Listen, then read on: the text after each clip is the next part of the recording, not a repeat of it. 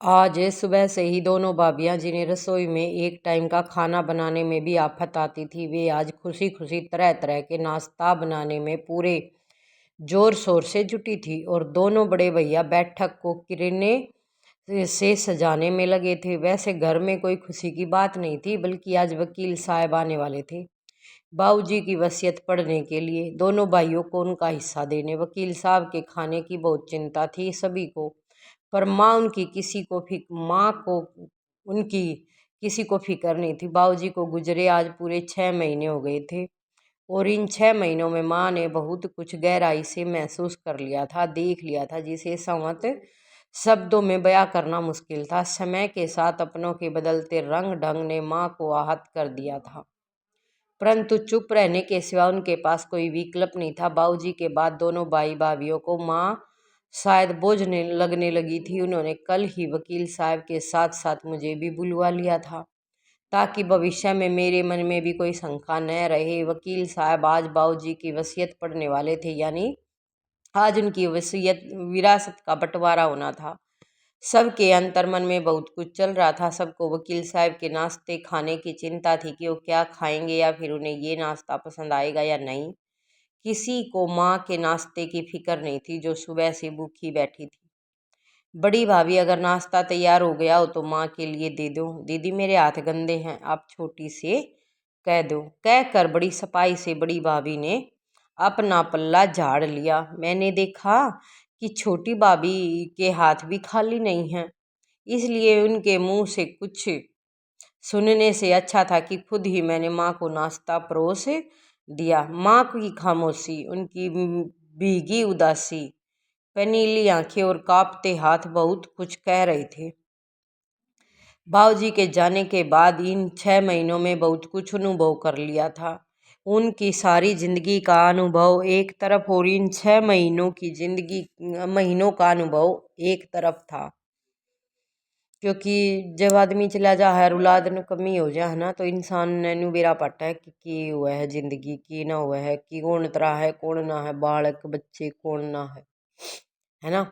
खैर, तय समय पर वकील साहब आए और उनका स्वागत भी खूब जोर शोर से हुआ। वकील कम बाबूजी के दोस्त ज्यादा थे, वे पारखी नजर रखते थे, अतः सादर सत्कार और माँ की पैनीली आंखें देखकर सारा माजरा समझ गए। जैसे ही वकील साहब ने वसीयत पढ़नी शुरू की, दोनों भाई भाभियों के चेहरे के रंग बदल गए।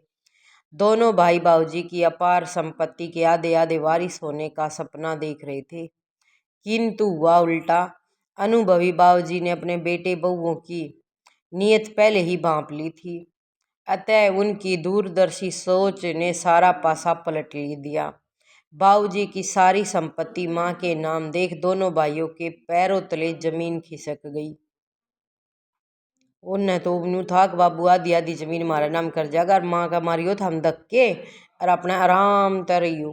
जो सियाना समझदार आदमी होगा भाई भाई यह गलती करेगा ना, क्योंकि उसने बेरा है पीछे तो मेरी पत्नी के दुर्दशा होगी, तो वो कुछ फैसला लेगा ना तो सोचे समझ कर लेगा। अगर मैं तो यह हर एक माँ बापू थी वो करना चाहिए कि, क्योंकि कल न जाकर न कोई बदल जाए भाई, बदला है यह हकीकत है। तो आगे देखो क्या हुआ। भाइयों ने सोचा था संपत्ति मिलने के बाद माँ को एक अच्छे उम्दा वृद्धाश्रम में छोड़ आएंगे, पर यहाँ तो कहानी बदल गई। सब कुछ उलट पलट हो गया। जिस माँ को बेबस बेसहारा समझ रहे थे, वो माँ खुद अकेली सारी संपत्ति की स्वामिनी थी। ईश्वर की कृपा से बाबूजी की संपत्ति वैभव में कोई कमी नहीं थी। घर, फैक्ट्री, दुकान और बैंक बैलेंस सब कुछ अब माँ के नाम था, और भविष्य में भी माँ के यथार्थ उनकी मृत्यु के बाद संपत्ति के 3 बराबर हिस्से थे। एक एक दोनों भाइयों का, एक हिस्सा मेरा, यानी उनकी बेटी का। मेरा हिस्सा सुनकर दोनों भाई भाभियों के चेहरे पर गुस्से, आश्चर्य और अफसोस के मिले जुले भाव आ रहे थे। क्या सोचा था और क्या होगा, चारों यही सोच रहे थे। अब तो घर भी माँ के नाम था। माँ के वो बेघर करने की सोच रहे थे, और कहाँ खुद बेघर होने की नौबत आ गई। मैंने ये वसीयत कोर्ट में भी रजिस्टर करवा रखी है। और हाँ, एक बात और, वसीयत के हिसाब से अगर भाई भाभी यानी सुशीला देवी अगर आगे अपने संपत्ति अपने बच्चों में न बांटना चाहे तो यह इनकी इच्छा पर निर्भर करता है कि वे उस संपत्ति को क्या करना चाहती है, किसको देना चाहती है। इस बात में उन पर किसी भी प्रकार का दबाव नहीं होगा, अन्यथा सारी संपत्ति चैरिटी में चली जाएगी। अगर किसी को भी इस विषय में कुछ भी पूछना हो तो पूछ ले, भाभी आपको या फिर बच्चों को, वकील साहब ने पूछा। बालक के पूछे, बालका तो उए जीते जी मौत मिल गई बेचारा ने, उन तो के सपने देखे थे कि मां ने छोड़ आवांगे, नू होगा वो होगा। जी नहीं, बस चारों के मुख से बड़ी मुश्किल से ये दो ही शब्द निकले, वाह बाबू जी वाह, क्या नैले पे दैला मारा है। अच्छा सबक सिखाया आपने, शायद आपने अपने बेटों की नीयत पहले ही समझ चुके थे। जिस रोग का नासुर बनने का डर था उसने उस रोग को ही खत्म कर दिया। इसे कहते हैं दूरदर्शिता। चारों के चेहरे देख मन ही मन बाबूजी को धन्यवाद दे रही थी। उनमें से कोई कुछ भी कहने सुनने की हालत में नहीं था। वकील साहब चले गए, पर माँ को आत्मसम्मान, इज्जत और खुशी से रहने की चाबी भी दे गए थे। माँ के चेहरे पर संतोष और खुशी थी, जिसे देखकर मुझे बहुत संतुष्टि हुई। ये छोरी का नू हो गया, बेटी का माँ ने इतना प्यार मिला है, इतना वो करा है, तो नू हो गया छोरी का कि मेरे भाई भाभी शायद इसकी सेवा कर दे, इसकी कदर कर ले। दोनों भाई भाभियाँ कुछ भी कहने की स्थिति में नहीं थे।